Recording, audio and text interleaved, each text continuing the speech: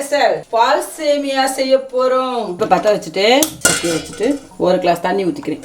சவரிசி வேகிறதுக்காக வளர்ச்சி வச்சுக்கணும். சவரிசி அதை கலந்துக்கும். இப்போ நம்ம பால் சேமியாவை பொடிசா நுணுக்கி வச்சுக்குவோம். 2 கிளாஸ் சீனி எடுத்திருக்கேன். இப்போ நம்ம ஆந்திரா பால் சேமியாவை இதோட சேர்த்துக்குவோம். அதை நல்லா கிண்டி விட்டுட்டு அதை ஊற வச்சுருவோம். பாயாசத்துக்கு தாளிப்பு வச்சுருவோம். அடுப்பில் 2 ஸ்பூன் நெய்.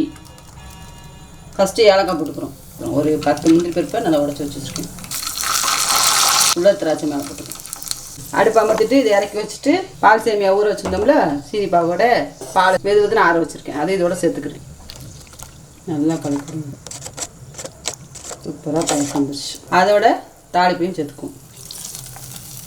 பாதாம் பருப்பை தூவி விட்டுக்குவோம். அவ்வளோதான், ரெடி ஆயிடுச்சு. மறக்காமல் சப்ஸ்கிரைப் பண்ணிடுங்க.